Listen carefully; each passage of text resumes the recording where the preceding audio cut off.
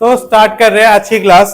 तो last class जो gravitation की हमारी हुई थी उसमें हमने बहुत सारे टॉपिक कवर कर लिए थे, जिसमें कि हमने बात कर ली थी एक्सेलरेशन ड्यू टू ग्रेविटी के बारे में, ठीक है, स्मॉल जी की वैल्यू निकालने के लिए, और वो इक्वेशन ऑफ मोशन को हमने चेंज किया था, है ना, जिसमें हमने जो एक्सेलरेशन की जगह क्या लिख दिया था, एक्सेलरेशन ड्यू टू ग्रेविटी लिख दिया था, मतलब स्मॉल जी से चेंज कर दिया था और उसके कुछ न्यूमेरिकल्स किए थे। ठीक है, आज की क्लास में हम स्टार्ट करने वाले हैं मास और वेट। ठीक है, मास और वेट और इनसे रिलेटेड के कॉन्सेप्ट। ठीक है, तो सबसे पहले हेडिंग डालो। Heading is difference between mass and weight. Mass and weight, ठीक है, मास और वेट में डिफरेंस। आई बात क्लियर? हाँ, ठीक है। तो सबसे पहला जो मैं पॉइंट लिखवा रहा हूं मास में और वेट में, ये इनकी डेफिनेशन है। क्या है? डेफिनेशन है। तो अगर तुम्हें एक नंबर में ये आता है कि डिफाइन मास और डिफाइन वेट, ठीक है, तो तुम्हें यही डेफिनेशन लिखनी है जो मैं लिखवा रहा हूं। बात समझ में आ गई? हाँ, क्लियर हो गई? हाँ, समझ में आ गया? तो लिखिए सबसे पहले मास इज द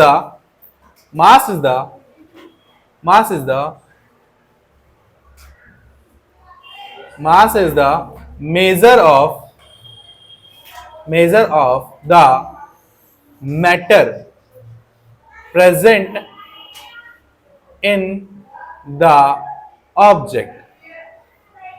एक ऑब्जेक्ट के अंदर कितना मैटर प्रेजेंट है वो कौन बताता है? उसका मास। क्या बताता है? मास। और एक और लिख सकते हो, mass is the measure of the inertia. Inertia पता है ना? Inertia is the property which says that a body will remain in its state until and unless an external force is applied।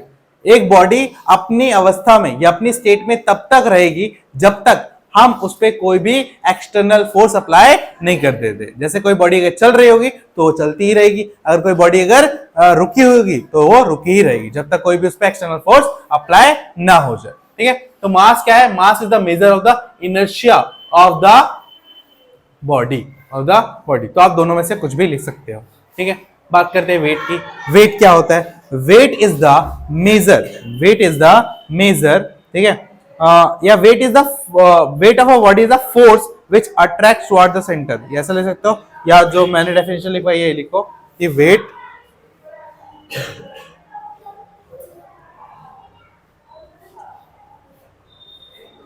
Is the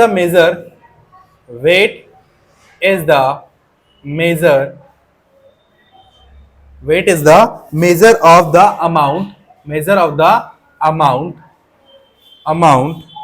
of a force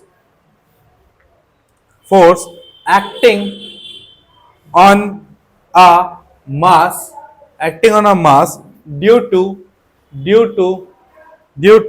acceleration due to gravity। कहने का मतलब यहां पे ये है कि जो wait होता है, वेट एक तरह का क्या है? फोर्स है। और वो फोर्स कब निकलता है? जब हम मास के ऊपर क्या लगाते हैं? Acceleration due to gravity. जब हम मास के ऊपर क्या लगाते हैं? Acceleration due to gravity. It means weight is equals to mass into में क्या? Acceleration due to gravity. Acceleration due to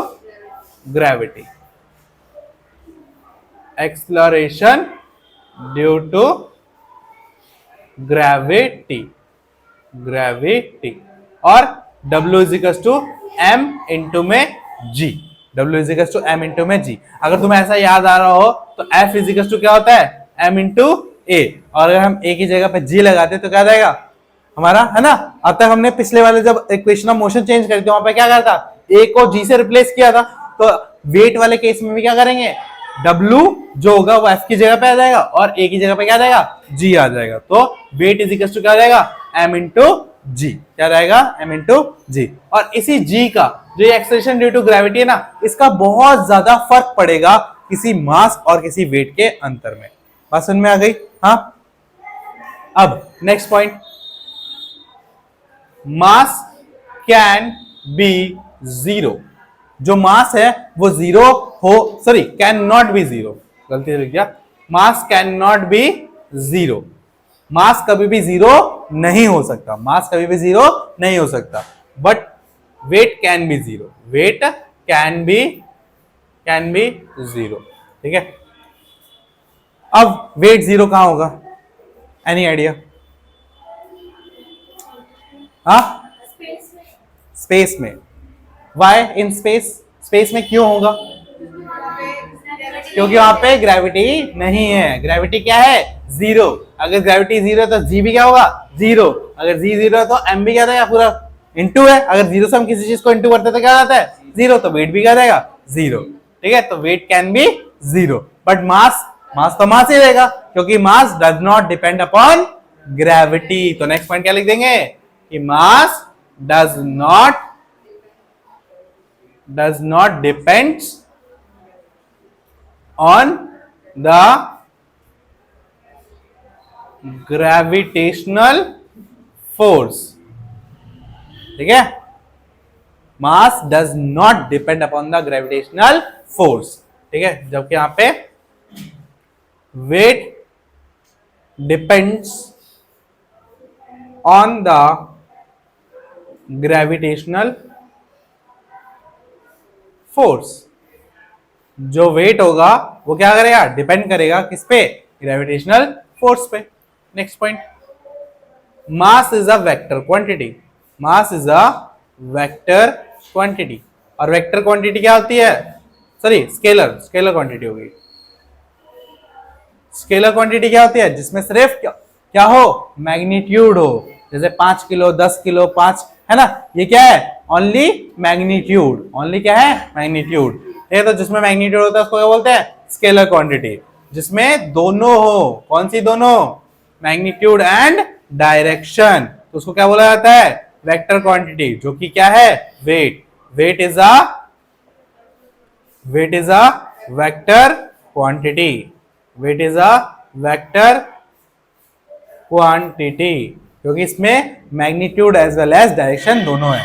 5 kilo towards the earth, ठीक है, 5 किलो किसकी तरफ? अर्थ की तरफ, डायरेक्शन हो गई ना, है ना। या 5 kilo towards right, 5 kilo towards left. तो जब डायरेक्शन ऐड हो जाती है किसी साथ? मैग्नीट्यूड के साथ, तो क्या होता है? वेट होता है ना। बात समझ में आ गई? लास्ट, डज नॉट डिपेंड लिखा दिया, स्केलर। हाँ, अब लिखो कि जो मास होता है,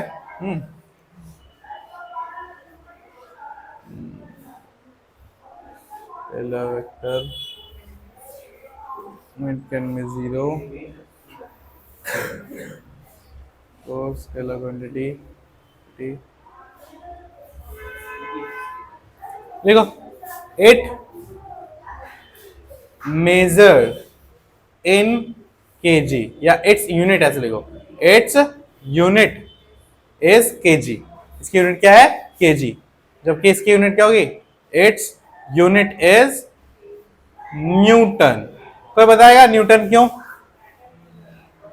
कोई बताएगा न्यूटन क्यों? वेट क्या है? एक तरह का फोर्स है, और फोर्स को किसमें नापते हैं? न्यूटन में। आई बात समझ में? क्लियर? कोई डाउट यहां तक?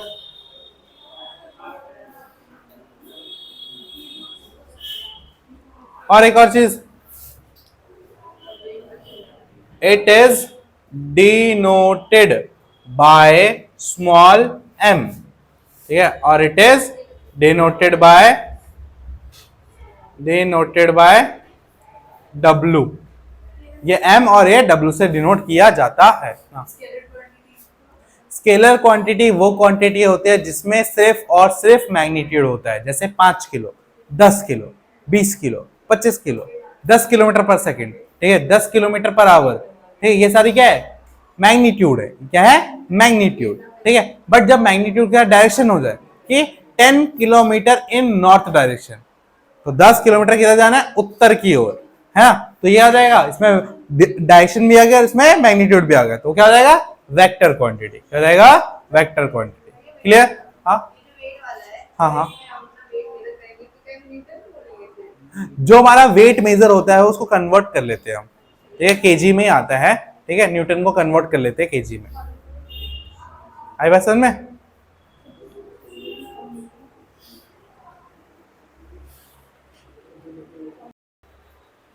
तो ये वाला टॉपिक हमारा खत्म हो गया, मास और वेट का डिफरेंस, ठीक है।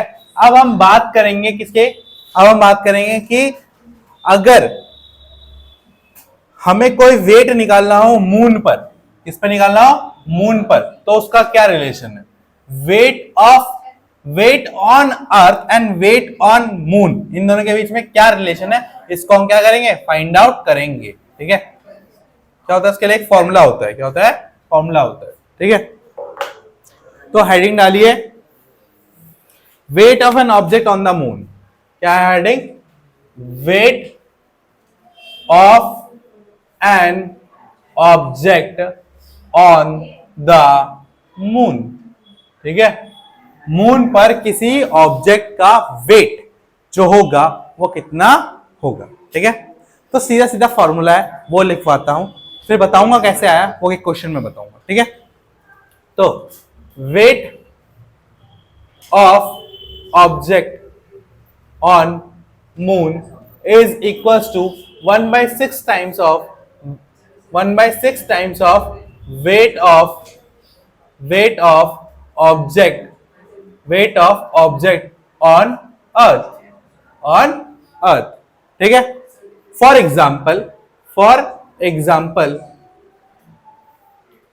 एग्जाम्पल कि समीर का वेट, ठीक है, समीर का वेट जो है वो अर्थ पे 72 किलो है, कितना है, 72 किलो, अरे मान लो एग्जांपल ले रहा हूं, तो इतना है, ठीक है। तो ऑन कहां है, ये अर्थ पे है, कहां पे है, अर्थ पे, तो इसका वेट कहां निकालेंगे, हम मून पे निकालते हैं। तो weight of Sameer on moon is equals to क्या हो जाएगा, 1/6 टाइम्स इंटू में क्या रहेगा, समीर्स वेट ऑन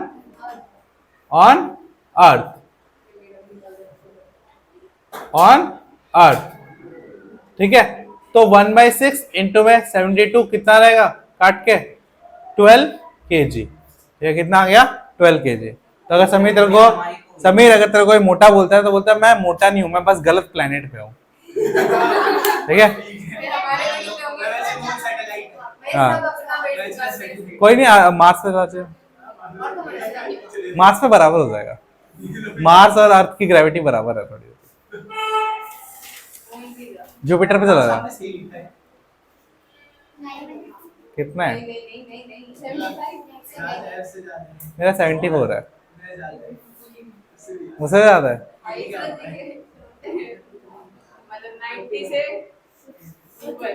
80। क्लियर है यहां तक? हाँ हाँ, 50 किलो वाली ज्यादा नहीं बोलते हैं,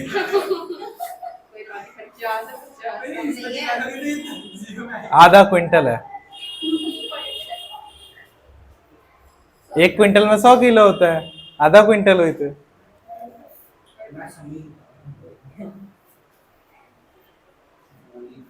रिति 25 है,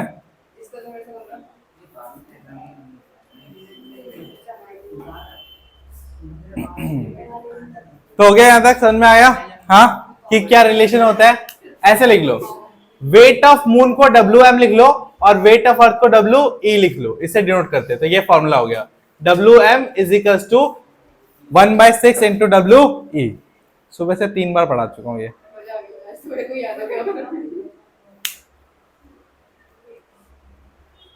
एक बार हिंदी इंग्लिश में, एक बार प्योर हिंदी में, और फिर से इंग्लिश में।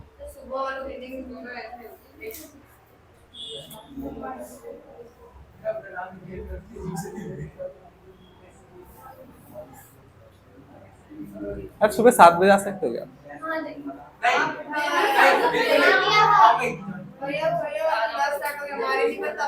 8 बजे होगी ना? 7:30। पहली क्लास में क्या ही होगा? एक काम करना ना, एक काम करना, सब फोन लेके यहीं पे लॉग इन कर लेना, बड़े रहेगा ना। क्या खेलने आना? तेरी क्लास नहीं है? हाँ तो कोई नहीं, ट्यूशन के लिए मैनेज कर ले, देख लो अगर हो सकता है तो। हाँ हाँ, देखो कितनी जल्दी हो जाएगी। अच्छा, पढ़ाऊंगा फोन पे, क्लास चालू करके म्यूट करवा के साइड में। ये वीडियो मत दिखा दे रहा हूँ टीचर को।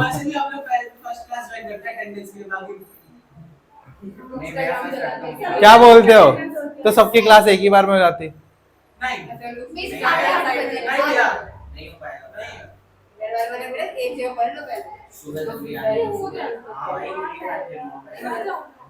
फ्री फायर खेलूंगा। फ्री फायर इंपॉर्टेंट है क्लास से ज्यादा है।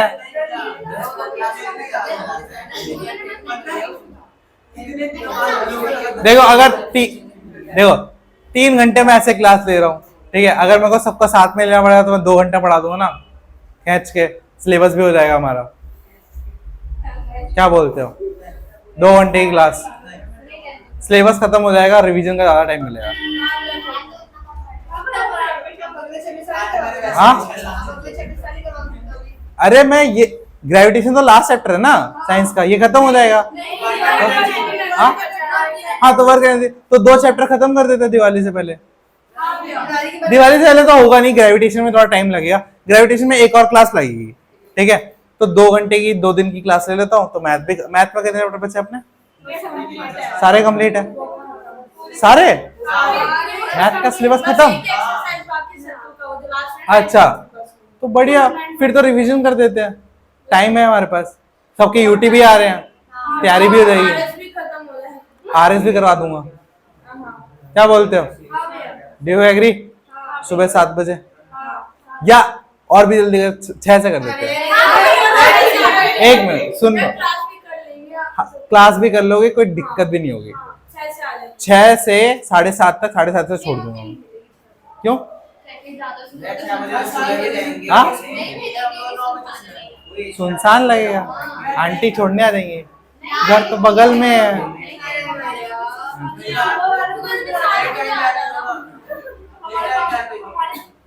देख मुझे इस टाइम से कोई प्रॉब्लम नहीं है, मैं बस बोल रहा हूँ कि मैं एक्स्ट्रा पढ़ा सकता हूँ। मैं वही तो बोल रहा हूँ, अगर एक ही चीज को मेरे को 3 बार पढ़ानी है तो मैं उससे ज्यादा क्वांटिटी में और अच्छे से बता सकता हूँ। हाँ सबको एक साथ, सारे बच्चे एक साथ। 9th क्लास को 2 घंटे की क्लास पूरा।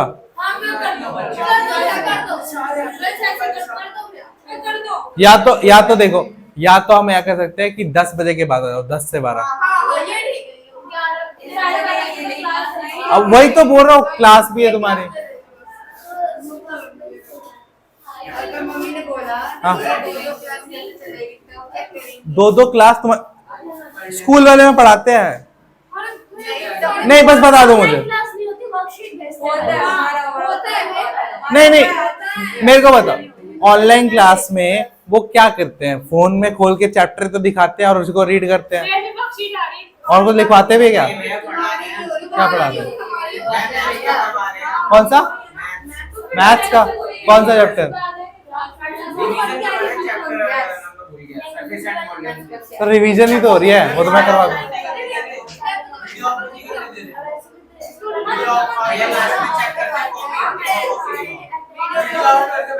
तो सुबह 6 बजे ठीक है।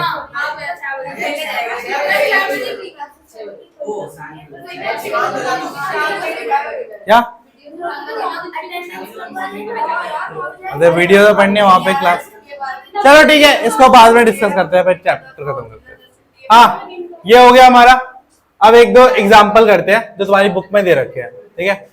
सबका बुक है साइंस की? हाँ तो उसमें एग्जाम्पल नंबर निकाल लीजिए। तुम्हारा एग्जाम्पल नंबर है नई वाली बुक में 9.4, पुरानी वाली बुक में 10.4। ठीक है, एग्जाम्पल नंबर 9.4। ठीक है, क्या दे रखा है? Mass of an object is 10 kg.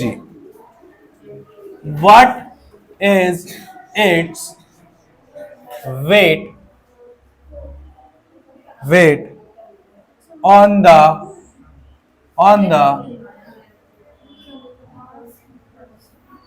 अर्थ?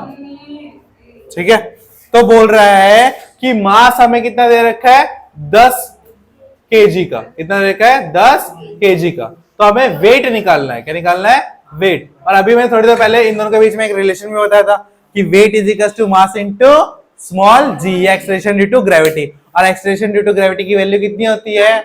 9.8। तो जी की वैल्यू कितनी हो रहेगी? 9.8 मीटर पर सेकेंड स्क्वायर। तो इसको बस पुट करना है, तो तुम्हारा क्या जाएगा? वेट। और वेट का फॉर्मूला क्या होता है? Weight is equals to mass into में जी। तो मास कितना है? 10 केजी इनटू में 9.8 मीटर पर सेकेंड स्क्वायर। तो ये कितना रहेगा? 98 न्यूटन। कितना आएगा? 98 न्यूटन। कोई दिक्कत इसमें? वेट कितना आएगा? 98 न्यूटन। आई बात समझ में? क्लियर है यहां तक? कोई दिक्कत?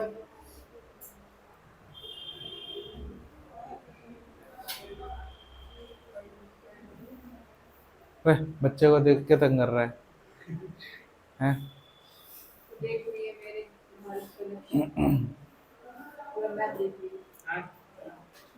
मिटाऊं? क्या कछुआ बने यार है? तो पहले ही स्लो लेकर आए।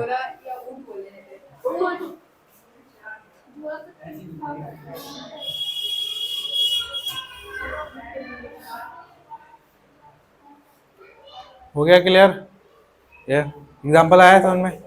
चलो नेक्स्ट बेटाओ 9.5 एग्जांपल। 9.5 एग्जांपल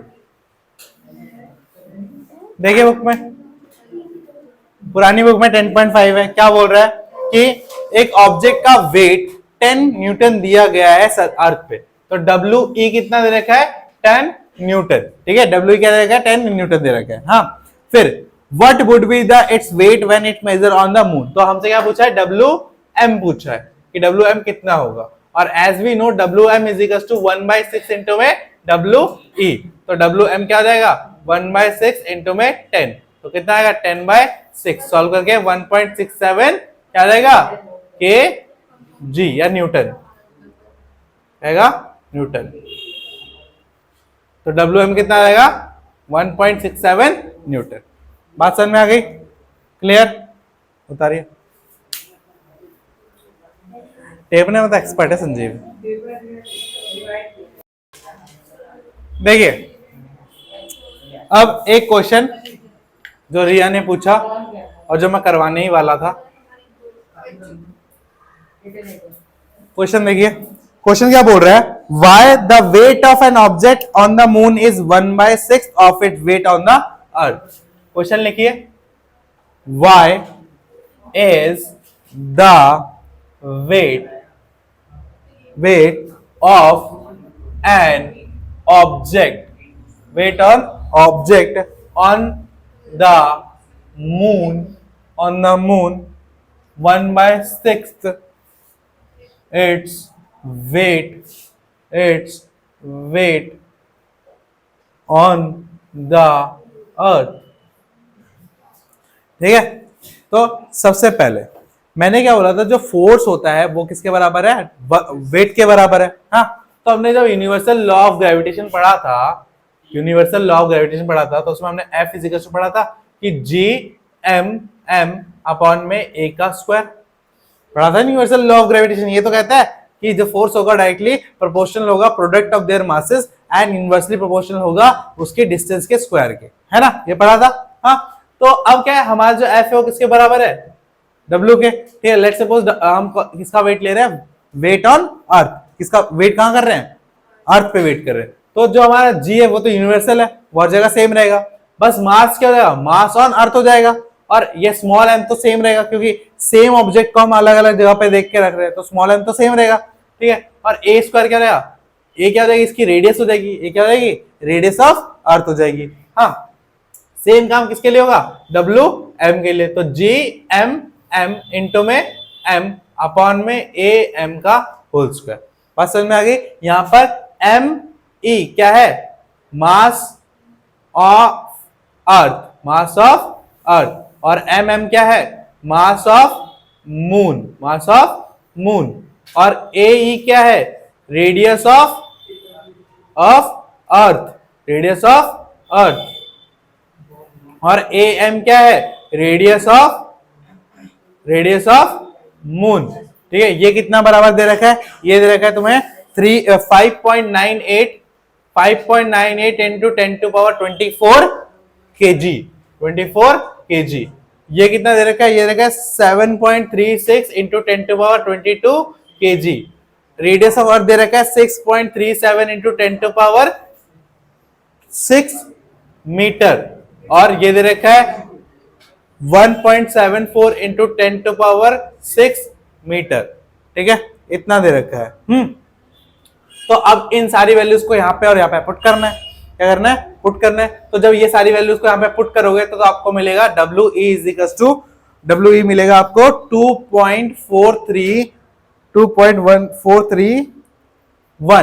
ठीक है, 1 जी एम, क्या आएगा, जी एम। जी क्यों, जी इज यूनिवर्सल कांस्टेंट, उसकी वैल्यू हमने रखी नहीं, और एम जो है वो दोनों जगह पे सेम होगा। मतलब लेट सपोज मैं इस डस्टर का वेट निकाल रहा हूँ, अर्थ पे निकाल रहा हूँ, मून पे निकाल रहा हूँ, तो अर्थ इसका वेट तो एम रहेगा, स्मॉल एम, यहाँ पे भी स्मॉल एम, मून पे भी स्मॉल एम, है ना, तो वो यही है, ठीक है। और उसी तरीके से डब्ल्यू एम कितना रहेगा हमारा, सॉल्व करके डब्ल्यू एम आ जाएगा हमारा 1.474 जी एम। अब क्या करेंगे, डब्ल्यू एम में से डब्ल्यू ई को क्या करें, डिवाइड कर देंगे, तो 1.474 जी एम अपॉन में 2.431 जी एम, इससे कट गया, तो डब्ल्यू एम अपॉन में डब्ल्यू ई, ये दोनों आपस में कट जाएगा तो 1/6 आ जाएगा, और W M is equal to क्या रहेगा, 1/6 इंटू में डब्ल्यू ई। और ये क्या फॉर्मूला होता है, हमने डिस्कस किया था। आई बात समझ में, हाँ, कि ये सारी वैल्यू को पुट करना है वहां पे, ठीक है। एक्चुअली आता नहीं है, ठीक है, क्वेश्चन डायरेक्टली तुमसे ड्राइव करवा के आएगा, क्योंकि बच्चों को ये याद नहीं होगा, अगर आएगा भी तो ये वैल्यूज देगा तुम्हें, ठीक है, क्योंकि भाई ये याद नहीं कर पाएंगे बच्चे, ठीक है। फिर भी फॉर अ सेफ साइड तुम याद कर लेना इन वैल्यूज को, ठीक है, क्या पता आ जाए, सेफ साइड के लिए। मैं तो नहीं दे रहा, पक्का नहीं दे रहा।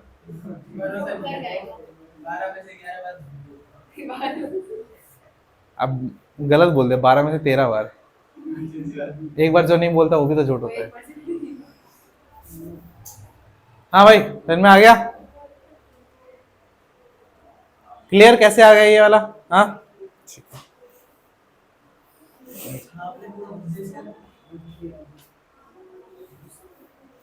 तो इतना ही पढ़ाया था, सुबह भी, शाम को भी, दोपहर को भी।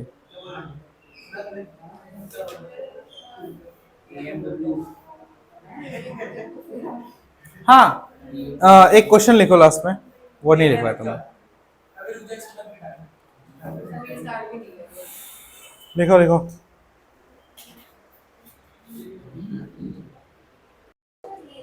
हाँ, तो एक क्वेश्चन लिखिए आप सब। क्वेश्चन इज दैट कि why the mass is same, why the mass is same at every place, but weight is different,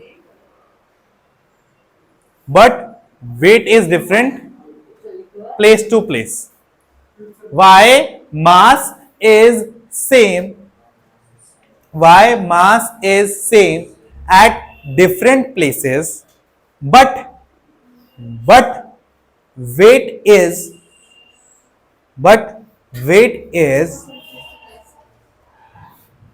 sorry, मैं क्या बोल दिया, mass is same everywhere but weight is different everywhere, ये लिखा है ना, ऐसे लिखा है ना, why mass is same at every place and या but weight is different at place to place या in place to place, at place. लिख लिया? हाँ, आंसर लिखिए। क्वेश्चन ये है बस कि mass is same but weight is different, weight is different place to place, place to place. तो answer is simple, mass does not depends on the gravitational force, whereas weight depends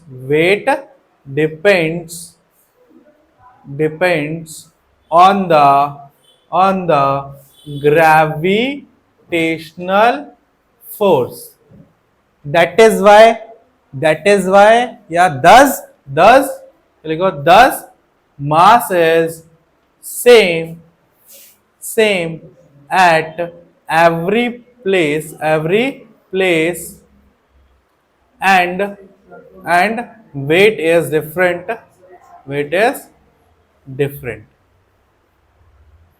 ठीक है भाई, समझ में आ गया? इतना क्लियर?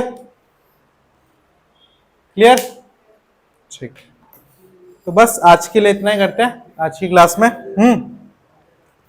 तो मिलते हैं नेक्स्ट क्लास में।